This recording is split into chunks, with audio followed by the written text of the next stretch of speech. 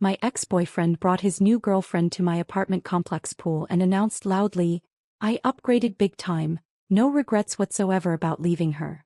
I waved politely from my lounge chair without any reaction. What he couldn't see from where he was standing splashing around changed everything for him exactly 7 days later when the notice arrived at his apartment door. My divorce lawyer slid the papers across her desk with a knowing smile. "Trust me on this, Rachel. Take the property shares instead of the cash payout." I was exhausted from a year of court battles and just wanted it over with. But something in her eyes made me listen. "Property shares?" I leaned forward, squinting at the documents. My vision had gotten blurry from too many late nights crying. "Your ex-husband's business partner owns several rental properties. Instead of liquidating everything for cash, you can take a 10% stake in 3 buildings." She tapped her pen on the settlement agreement. "Including Riverside Apartments." My stomach dropped. "That's where I live." "Exactly." Her smile widened. "And where your monthly rent just became a business expense you're partially paying yourself. Plus, you get voting rights on all major property decisions." I stared at the numbers. It wasn't huge money. Nothing that would make me rich. But it was real. Tangible. Something I could build on. "What if I need cash right away?" "You can sell the shares later if you want." "But Rachel, you've worked at that law firm for 12 years. You know how real estate works. This is smarter long term." I signed the papers with a shaking hand. 3 weeks later, the divorce was final.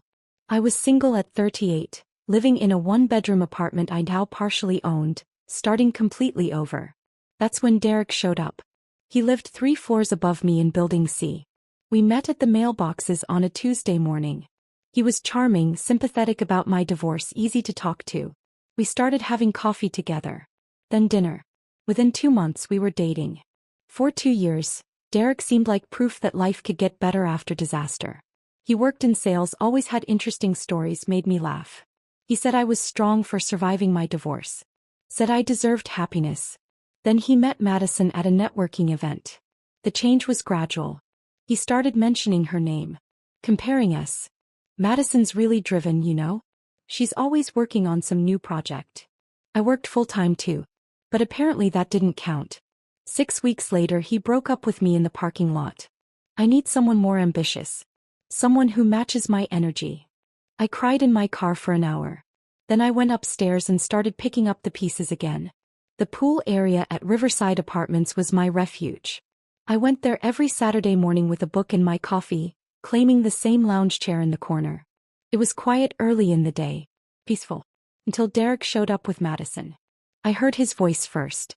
Loud, projecting across the water. "I upgraded big time, no regrets whatsoever about leaving her." My entire body went cold. I looked up slowly. Derek stood in the shallow end, arm draped around Madison's shoulders. She was younger than me, maybe 28, with perfect hair and a confident smile. They were both staring in my direction. He wanted me to see this. Wanted me to know he'd moved on. Wanted me to feel small and replaced and pathetic. Everyone around the pool had gone quiet. Neighbors I'd known for years were watching, waiting to see how I'd react. I set down my book carefully, took off my sunglasses, made eye contact with Derek across the shimmering water. Then I waved. A small, polite wave. Like he was just another neighbor saying hello. His face shifted. Confusion flickered across his expression. This wasn't the reaction he'd expected. He'd wanted tears. Bigger. Drama he could recount later to make himself look good. I gave him nothing. Madison whispered something in his ear. He laughed too loud, pulling her closer, trying to recover his performance. I put my sunglasses back on and returned to my book. My hands were shaking so badly the words blurred. But I didn't let him see that. From my lounge chair I could see his third-floor balcony. The oversized sectional sofa blocking half the space. The commercial-grade grill that definitely violated fire codes. The string lights he'd hung without permission. I'd noticed those violations months ago. Back when I loved him and looked the other way. Back when I thought his rule-breaking was charming and spontaneous instead of selfish and careless. But I wasn't looking the other way anymore. Derek and Madison stayed at the pool for another hour. His voice carried every few minutes, making sure I heard how happy he was. How perfect his new relationship was. How much better his life had become. I finished 2 chapters of my book and headed inside. The investor meeting was in 6 days. Monday morning I found an envelope slipped under my door. No return address. Just my name written in careful handwriting. Inside were 12 pages of printed documentation. Property violation reports. All from the same unit. Building C, apartment 304. Derek's place. A sticky note was attached to the first page. I've been keeping records. Thought you should know. Gloria. Gloria Martinez had been the property manager at Riverside for 15 years. She was in her mid-50s, no nonsense, with salt and pepper hair always pulled into a tight bun. I'd spoken to her a few times about maintenance issues but didn't know her well. I spread the papers across my kitchen table and started reading. Noise complaints dating back 8 months. Fire code violations from balcony inspections. Unauthorized modifications to the unit. Guest parking abuse. 3 reports of late-night parties disturbing other residents. Everything was documented. Dates, times, photographs, written statements from neighbors. Derek had been breaking rules since he moved in. And no one had stopped him. I showed up at Gloria's office that afternoon with the folder.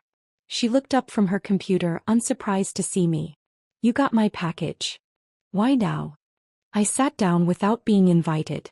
"Why give this to me?" Gloria leaned back in her chair.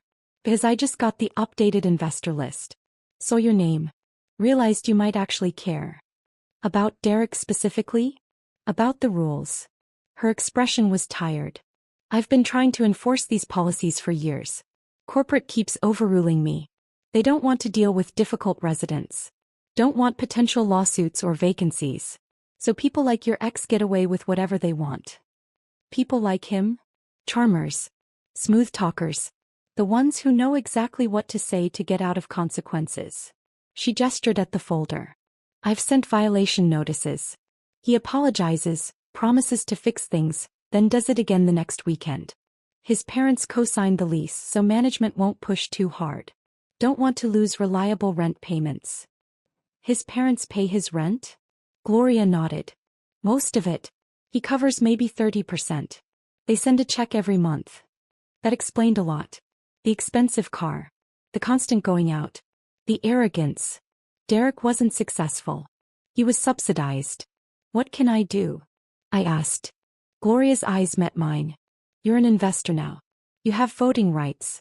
The other investors are tired of complaints and vacancies caused by problem residents. If you propose stricter enforcement policies at the next meeting, they'll listen." "When's the next meeting?" "Friday. 4 o'clock. Conference room at the main office." She paused. "I'll be there to present current issues and answer questions. I can't tell them which residents are causing problems, privacy regulations. But if someone proposes policy changes, I can implement them immediately." I looked down at the documentation in my hands. 12 pages of Derek's violations. Proof of everything he'd gotten away with. "I'll be there," I said. I spent 3 nights preparing for that meeting. Research consumed my evenings. I read property management guides, reviewed Arizona landlord-tenant laws, studied enforcement policies from similar complexes. My divorce had taught me one crucial lesson. Documentation and legality were everything. Emotions didn't matter in official proceedings. Only facts. Only what could be proven. I drafted a proposal. 5 new policies, each one addressing a specific problem. Each one completely legal and enforceable. Policy 1, 3-strike noise ordinance. First violation resulted in a written warning. Second meant a $150 fine. Third triggered lease termination proceedings. Policy 2. Mandatory balcony safety inspections every 6 months. Fire code compliance was non-negotiable. Residents had 30 days to fix violations or face fines. Policy 3. Ban on oversized furniture that blocked fire escapes or created safety hazards. Professional removal at resident expense if not corrected within 2 weeks. Policy 4. Increased guest parking fees and 3-hour maximum stays without overnight permits. Unauthorized vehicles would be towed. Policy 5. Annual lease compliance reviews for all residents with multiple violations. None of these policies mentioned Derek specifically. They applied to everyone. But I knew exactly who would be impacted most. Thursday night I couldn't sleep. I kept imagining the meeting. The other investors asking questions I couldn't answer. Them voting against my proposals. Derek continuing his life unchanged while I looked foolish and vindictive. My phone buzzed at 11. A text from my sister Jennifer. Stop overthinking. You're doing the right thing. I hadn't told her about the meeting. But Jennifer always knew when I was spiraling. What if they say no? I typed back. Then you tried. That's more than you did with Derek for 2 years. He was right. For 2 years I'd watched Derek break rules and ignored it. Told myself it wasn't my business. Told myself love meant accepting someone's flaws. But there was a difference between accepting flaws and enabling bad behavior. I fell asleep with the proposal on my nightstand, alarm set for 6 a.m. The conference room at the main office was smaller than I expected. A rectangular table with 8 chairs. 4 were already occupied when I arrived at 3:55. 2 older couples I recognized from the complex. The Richardsons from Building A had been investors for 20 years. The Chens from Building B had owned their shares for a decade. They nodded politely when I sat down. Gloria stood at the front of the room with a laptop and projector. She gave me the smallest smile. At exactly 4 o'clock she began. Thank you all for coming. We have several items on today's agenda, but I want to start with current property issues. The screen behind her filled with statistics. Noise complaints up 40% over the last year. 3 fire code violations in the past 6 months. Parking disputes averaging 2 per week. Resident turnover at an all-time high. Mrs. Richardson frowned. This is unacceptable. We're losing good tenants because of these problems. Agreed, Mr. Chin said. What's being done? Gloria's expression remained neutral. Current policy allows for warnings and small fines, but enforcement has been inconsistent due to corporate oversight requirements. Unless we have clearer guidelines and stronger consequences, these issues will continue. Then we need clearer guidelines, Mrs. Richardson said sharply. Our property values are suffering.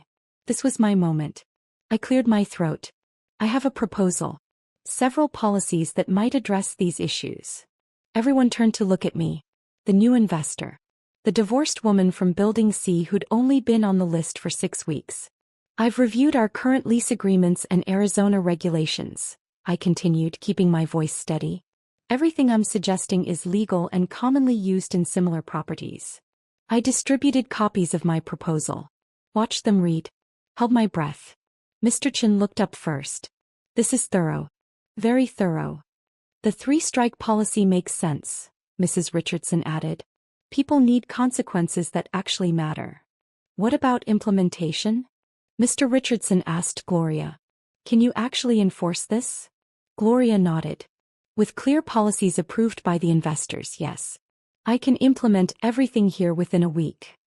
I move to approve all 5 policies, Mrs. Chin said. Seconded. Her husband agreed.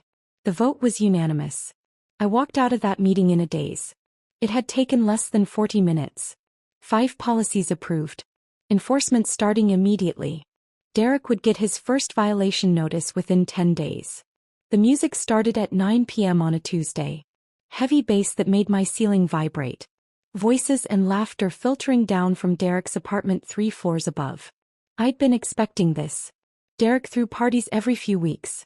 Ignored his neighbors' complaints. Counted on his charm and his parents' money to smooth everything over. But things were different now.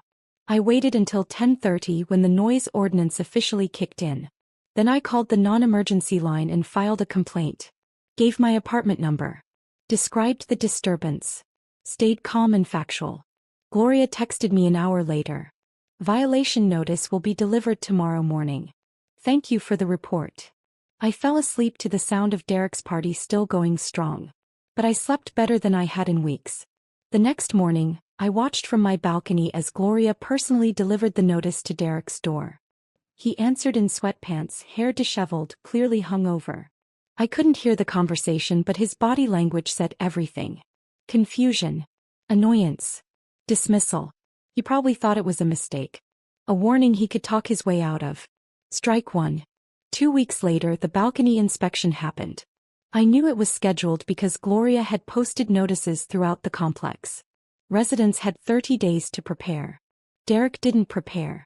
The inspector spent 15 minutes on his balcony. Took photographs. Made notes on a tablet. Shook his head. That afternoon, Derek received his second violation notice.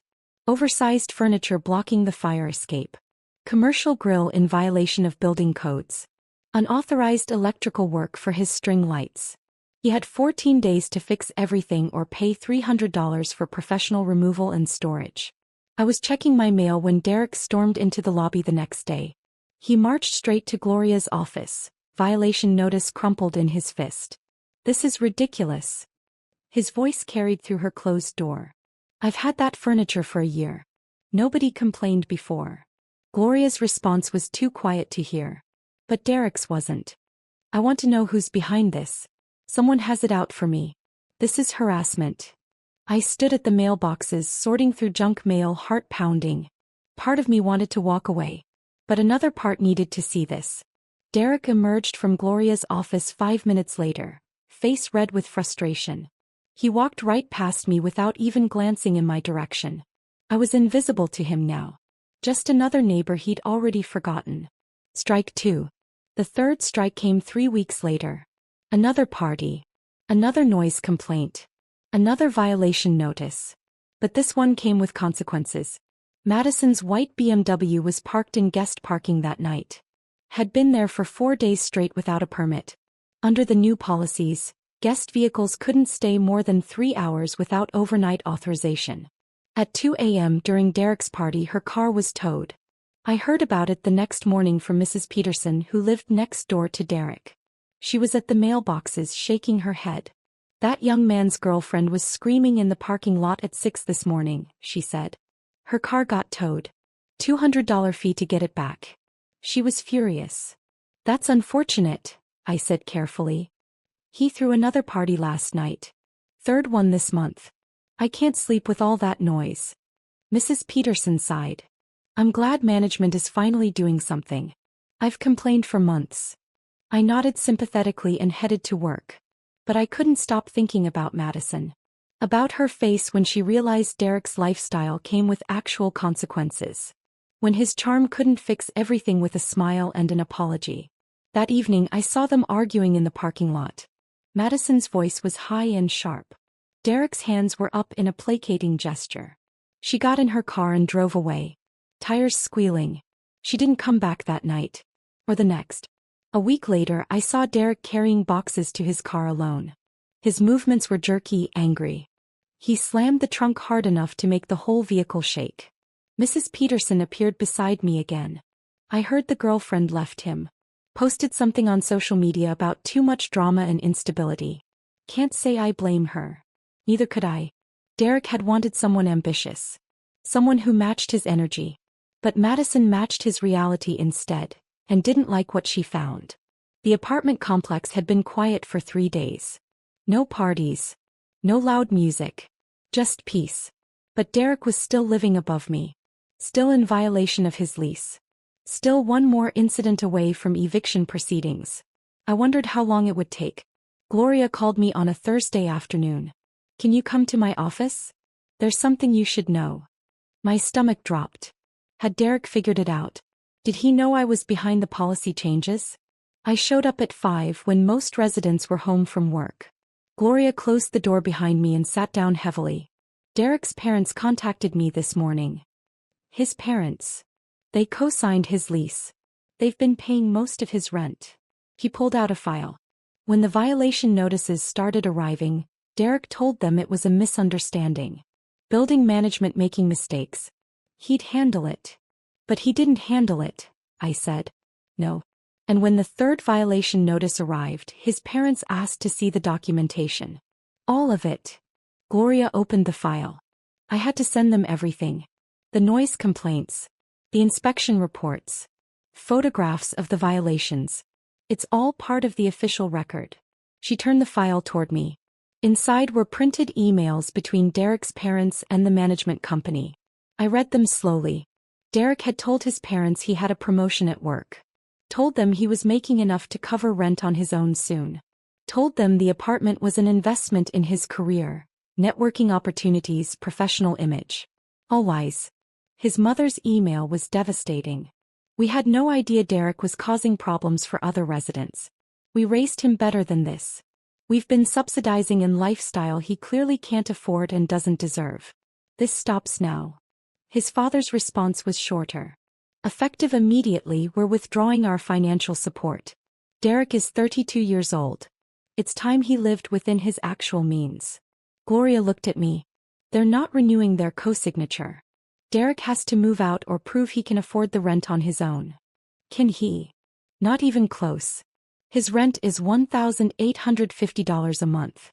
His actual income barely covers $600. He's been living on their money and credit cards for years." I sat back in my chair processing this. My revenge had accidentally exposed Derek's lies to the people who mattered most. His own family. "What happens now?"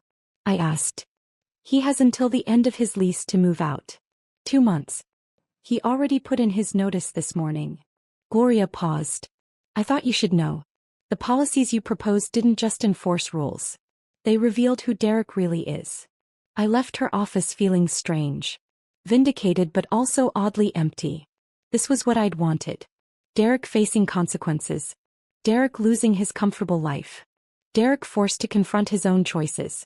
But I hadn't expected it to feel so hollow. I saw Derek at the management office 2 weeks later. He was at the counter arguing about his deposit. I gave 60 days notice. I should get my full deposit back. Gloria's assistant, a young woman named Keisha, kept her voice professional. "Your deposit is being used to cover the furniture removal fees and the third violation fine. You have $150 remaining." "That's ridiculous. Those charges were bogus. The charges were outlined in your violation notices. You had opportunities to fix the issues yourself." Keisha slid a document across the counter. "Everything is itemized here." Derek grabbed the paper, face flushed. "I want to speak to whoever approved these new policies. This is targeted harassment. The policies were approved by the investors. I can't give you their names. Privacy regulations. Then I want to file a complaint against management." "You're welcome to do that. The form is on our website." I was standing at the mailboxes across the lobby, pretending to sort through envelopes. Derek hadn't noticed me yet. I could leave. Slip out the side door. Avoid this confrontation. But I stayed. Maybe I needed to see this up close. Needed to watch him lose control. Needed proof that my quiet revenge had worked. Derek slammed his hand on the counter. "This is unbelievable. I've lived here for 3 years. Never had problems until now. According to our records, you've had 12 documented violations over 18 months, Keisha said calmly. "The new policies simply enforce consequences for behavior that was always against your lease terms." Derek opened his mouth to argue but stopped. His eyes had drifted past Keisha. To the investor meeting schedule posted on the wall behind her. His face changed. Understanding flickered across his expression. He turned slowly, scanning the lobby. His gaze landed on me. For a moment neither of us moved. I held his stare. Didn't flinch. Didn't look away. He couldn't prove anything. Couldn't know for certain. But he knew. "Rachel," he said. My name sounded like an accusation. I closed my mailbox and walked toward the door. Passed within 5 feet of him. Close enough to hear his breathing. Close enough to see the anger in his eyes. "Goodbye, Derek," I said quietly. Then I left. My hands were shaking when I reached my apartment. But I was smiling. Gloria showed up at my door that evening with 2 cups of coffee and a tired smile. "Thought you might need this," she said, handing me one. "Derek figured it out." "I know. I was there." I stepped aside to let her in. We sat on my small balcony watching the sunset paint the Phoenix sky orange and pink. For a while neither of us spoke. "I should tell you something," Gloria finally said. "I've wanted to enforce these rules for years. Long before you became an investor. You mentioned that. But it's more than that." She stared into her coffee. "I've been working in property management for 20 years. I've seen hundreds of directs. Charming men who think rules don't apply to them. Who use other people's money and patience until both run out. Why didn't corporate support you? Because directs don't usually cause enough damage to matter. They pay rent on time or their parents do. They smile and apologize when confronted. They're just annoying enough to bother neighbors but not destructive enough to warrant eviction. Gloria shook her head. Corporate cares about occupancy rates and avoiding lawsuits. Not about quality of life for other residents. But now you can enforce the rules. Biz, you gave me cover. The investors approved the policies. Corporate can't override that. She looked at me. You didn't just get revenge on Derek. You gave me the tools to protect every resident in this complex from people like him. I hadn't thought about it that way. I'd been focused on Derek. On making him pay for humiliating me. On proving he couldn't get away with treating people badly. The other residents have noticed, Gloria continued. Mrs. Peterson thanked me yesterday. Said she can finally sleep through the night. Mr. Kumar in Building A mentioned how much quieter the parking lot is. People are renewing their leases instead of leaving. That's good. It's more than good. It's what this place should have been all along. She finished her coffee and stood. I wanted you to know that. Your revenge helped more people than just you. After she left, I sat on the balcony until dark. Thinking about Derek. About Madison. About all the people affected by the policy changes I'd proposed. Revenge had felt personal. Intimate. Something between Derek and me. But it had become something bigger. Something that mattered to an entire community. And that felt more satisfying than I'd expected. 3 months after Derek moved out, I got a phone call from a number I didn't recognize. Is this Rachel Morrison? A woman's voice. Young. Hesitant. Yes. Who's this?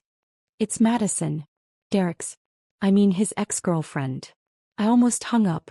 Almost deleted the number and blocked it. But curiosity won. What do you want? I need advice. Legal advice. I know you work at a law firm. She paused. Derek borrowed $5,000 from me. Said it was for an investment opportunity. Something that would double our money in 6 months. Let me guess. The money disappeared. He stopped returning my calls 2 weeks ago. I found out he moved to Tempe. Some studio apartment. When I confronted him, he said the investment fell through and he can't pay me back. Her voice cracked. I don't know what to do. I should have felt vindicated. Madison had called Derek an upgrade. Had laughed while he humiliated me at the pool. Had chosen him over basic human decency. But listening to her voice, young and scared and realizing she'd been used, I just felt tired. Do you have documentation? I asked. Text messages about the loan? Bank transfers? Everything. I kept all of it. Then you have a case. Small claims court. 5,000 is right at the limit, but it's doable. I grabbed a pen. I'll give you my divorce lawyer's number. She takes some cases pro bono, especially when women are being financially manipulated. Tell her I referred you. Why are you helping me? Madison asked quietly. I was awful to you. At the pool that day. I knew what Derek was doing. I thought it was funny. You were awful, I agreed. But Derek's worse. And you deserve to get your money back. I gave her the lawyer's information. Hung up. Stared at my phone. 20 minutes later, my divorce lawyer called. Rachel Morrison. It's been a while. Catherine's voice was warm. I just got a very interesting call from a young woman you sent my way. Madison. Yeah. She told me about Derek. The loan. The pattern. Catherine paused. She also told me there were others.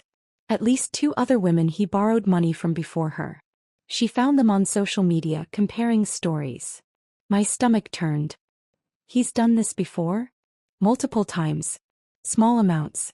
Usually between 3 and 7,000. Just under the limit where people might pursue legal action. But if Madison's willing to testify and if we can get the other women on board, we can establish a pattern of financial fraud. Will it work? In small claims? Absolutely. The court records will be public. His pattern of behavior will be documented. It won't send him to jail, but it'll follow him.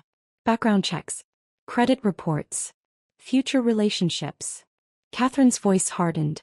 Men like Derek count on shame keeping their victims quiet. When women start talking to each other, comparing notes, the whole system falls apart. 3 weeks later, Madison won her case. Derek was ordered to pay back the $5,000 in monthly installments. The other 2 women filed their own claims. The court records detailed everything. The loans. The lies. The pattern of using women financially and discarding them when they asked for accountability. I didn't attend the hearings. Didn't need to see Derek's face when the judgment came down. The court documents were enough. The apartment complex looked different 6 months after Derek left. Quieter. Calmer. Like a place where people actually wanted to live instead of just tolerating. I sat at the quarterly investor meeting, reviewing the financial reports. Occupancy was up 12%. Resident satisfaction surveys showed significant improvement. Maintenance requests were down because people were treating the property better. Mrs. Richardson smiled at me across the table. Your policies made a real difference, Rachel. Property values have increased. We're getting better quality tenants. Gloria deserves the credit, I said. She's the one enforcing everything. But you gave us the framework. The courage to actually set standards. Mr. Chin nodded. We should have done this years ago. After the meeting, Gloria walked me out. I heard about Derek's court case, she said. Madison and the others. Catherine's a good lawyer.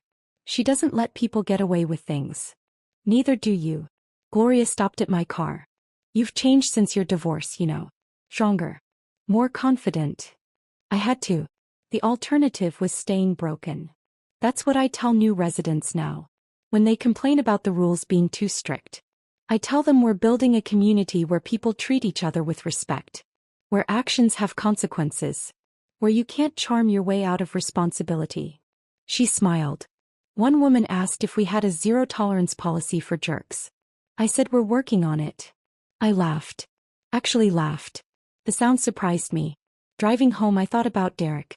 About the pool incident that had shattered my dignity. About the weeks of planning revenge. About the policies that had unraveled his entire life. The revenge had been satisfying. Watching him lose his apartment, his girlfriend, his parents' support, his reputation, all of it had felt like justice. But the real victory was quieter. It was Mrs. Peterson sleeping through the night. It was new residents choosing Riverside because it was well-managed and peaceful. It was Madison getting her money back and learning to spot manipulation. It was me, sitting in investor meetings making financial decisions, building something stable. My phone buzzed. A text from Jennifer. Dinner this weekend? I want to hear about your latest investment ideas. I smiled and replied yes. Derek had called Madison an upgrade. Had announced it loudly enough for everyone to hear. Had wanted me to feel replaced and diminished and worthless. But I hadn't been downgraded. I'd been freed. Freed to become someone who didn't need his validation. Someone who built power quietly instead of announcing it. Someone who understood that real strength wasn't about public humiliation. It was about strategic thinking and long-term planning. Derek had moved to a studio in Tempe. Was working a job that barely covered his bills. Was dealing with court-ordered payments and a damaged reputation. I was building equity in 3 properties, learning about real estate investment, making friends with people like Gloria who valued competence over charm. The revenge had been the catalyst. But the transformation was the real story. 1 year after signing those divorce papers, I sat on my balcony with Catherine, my divorce lawyer who'd become a friend. You ever regret taking the property shares instead of cash? She asked, sipping wine. Never. Best decision I made. Even with all the Derek drama? Especially because of it. I watched the sunset. If I'd taken cash I would have spent it. Probably on therapy and ice cream and trying to feel better. But the properties forced me to think long-term. To see myself as someone who builds things instead of just surviving things. Catherine nodded. That's why I pushed you toward it. I knew you needed something solid. Something that would grow. The 10% stake is worth 20% more than it was last year. Property values keep rising. Because you and Gloria turned that place around. Fewer problem residents. Better maintenance. Actual community standards. She refilled our glasses. You should consider buying more property. You've learned the business. You have the eye for it. I'd been thinking about that. Looking at smaller buildings. Foreclosures I could renovate. Opportunities that a year ago would have terrified me. Maybe, I said. I'm not rushing anything. But yeah. Maybe. My phone rang. Unknown number.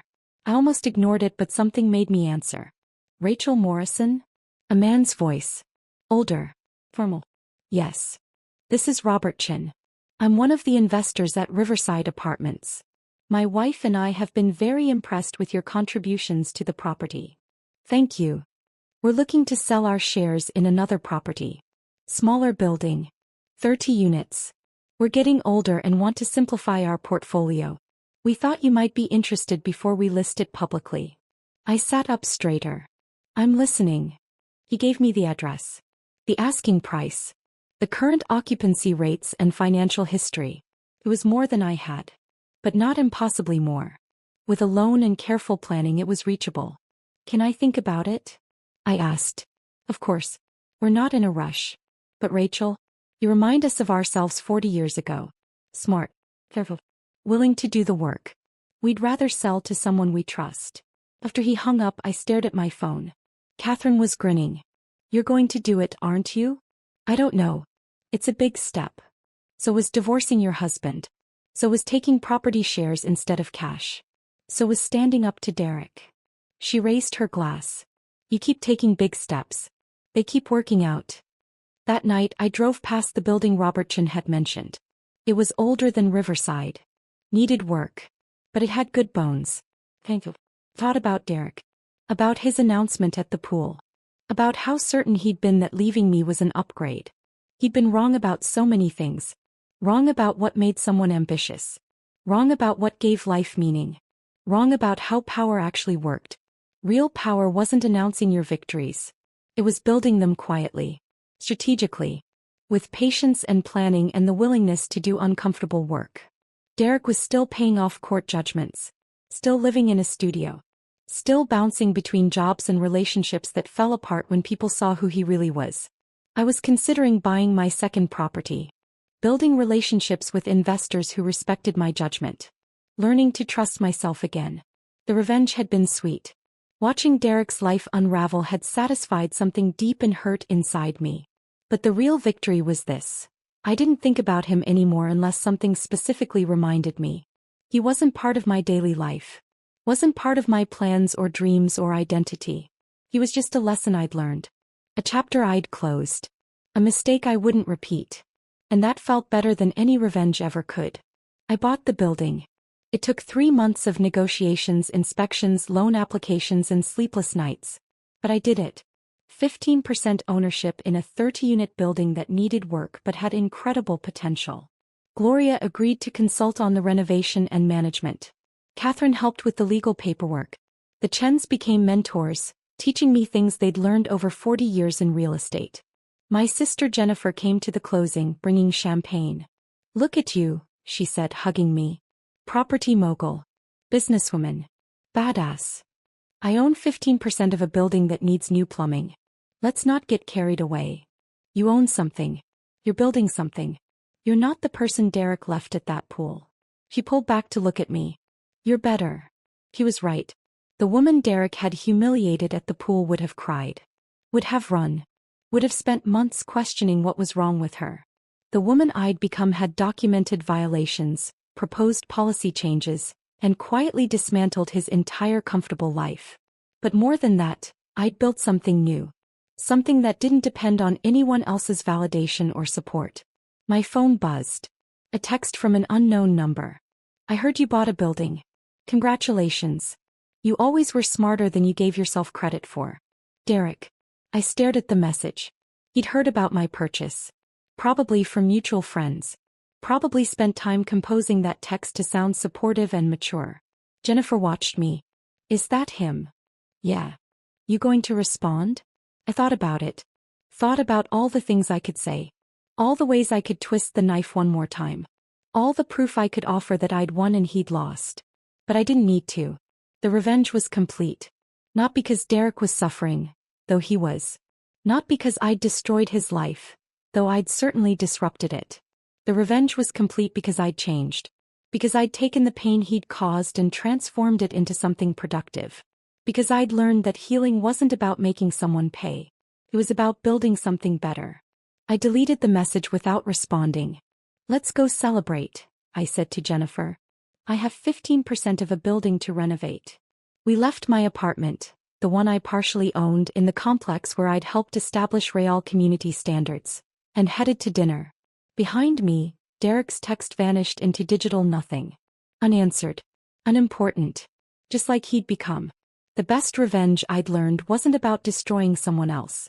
It was about becoming someone they could never diminish again. And I'd done exactly that. Rachel proved that the best revenge is becoming unbreakable. If her transformation inspired you, smash that like button and subscribe for more stories of women who turn pain into power. Comment below. Which moment made you say, "Yes, Rachel"? I read every single comment. Every single comment. Every single comment. Every single